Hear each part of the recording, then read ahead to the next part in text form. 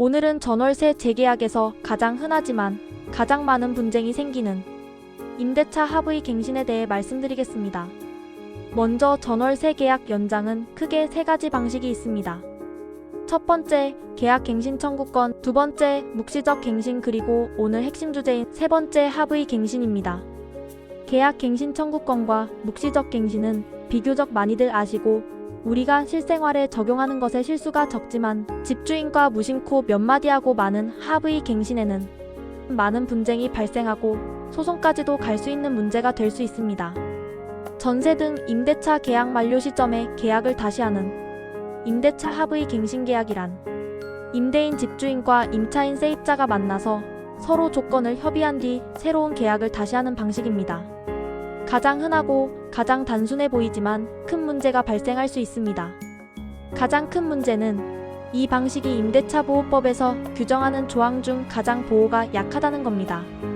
물론 임대차 보호법은 임차인을 보호한다는 편면적 강행 규정이라는 성격에 따르면 임차인에게 불리한 조항과 특약은 적용되지 않을 수도 있지만 이를 임대인 자신에게 유리하게 적용하려는 임대차 합의 갱신 계약은 임차인에게 불리하게 계약 갱신이 될 수도 있고 임대인과 임차인 간의 분쟁이 발생할 수 있으니 쌍방이 조심하고 예방해야 하는 부분을 알려드리니 가볍게 생각하지 마시고 끝까지 시청하고 메모해 두시기 바랍니다. 왜냐하면 임대차 합의 갱신은 자동 연장 묵시적 갱신도 아니고 법에서 보장해주는 계약 갱신 청구권도 아닙니다. 별도의 완전히 다른 새 계약이기 때문에 반드시 구별해서 대처하는 자세가 필요합니다. 특히나 청년과 신혼부부처럼 임대차 계약에 취약한 보통의 사람들에게는 더더욱 손해를 볼 수 있는 임대차 합의 계약은 중요하게 생각해야 합니다. 임대차 합의 계약을 집주인 임대인의 입장과 세입자, 임차인의 각자의 입장에서 더 유리하게 만들 수 있는 방법을 알려드리겠습니다.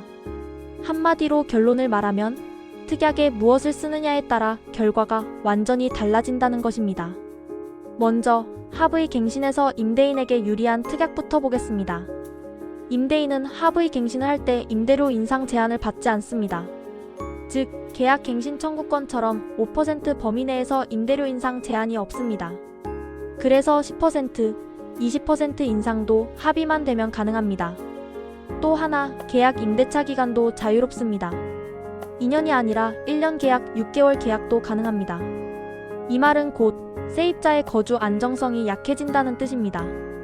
그리고 가장 위험한 조항인 중도해지 불가 조항입니다.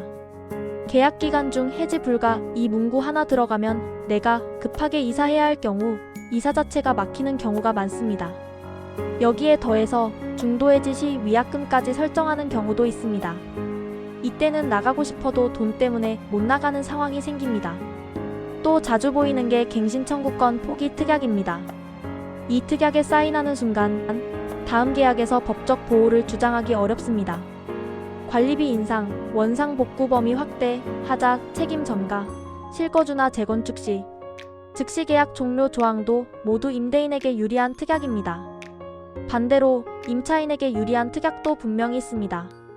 임차인은 임대료 동결이나 인상 상한을 명확히 적을 수 있습니다. 추후 협의가 아니라 금액이나 비율을 숫자로 적는 것이 핵심입니다. 또한 최소 거주 기간을 보장받을 수 있습니다. 최소 2년 거주 보장 이 문구 하나만 있어도 심리적으로 훨씬 안정됩니다. 중도해지 가능 조항 역시 중요합니다. 부득이한 사유 시 임차인은 해지 가능하다는 이 특약은 이직, 가족 사정 등이 생겼을 때 큰 도움이 됩니다. 또 하나 중요한 것은 갱신 청구권을 소진하지 않았다는 점을 명시하는 겁니다. 이걸 명확히 써두면 다음 계약에서 법적 권리를 주장할 여지가 생깁니다. 이젠 실제 분쟁이 가장 많이 발생하는 합의 갱신 특약 탑5를 보겠습니다. 첫 번째, 중도해지 불가 조항입니다. 이 조항 하나 때문에 세입자가 1년 넘게 울며 겨자 먹기로 버티는 사례가 정말 많습니다. 두 번째, 갱신 청구권 포기 특약입니다.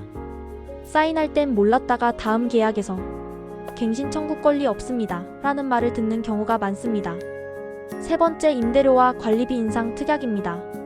특히 관리비 항목 추가는 분쟁이 가장 많습니다. 네 번째, 원상복구 과도한 확대입니다. 노후로 인한 마모까지 임차인에게 청구하는 경우가 실제로 많이 발생합니다. 5번째, 실거주는 재건축 즉시 해지 조항입니다. 이 조항이 있으면 갑작스럽게 나가야 하고 보증금 반환도 늦어질 수 있습니다. 그래서 오늘 이 영상의 핵심 한 줄은 이겁니다. 임대차 합의 갱신 계약은 재계약이 아니라 새 계약입니다.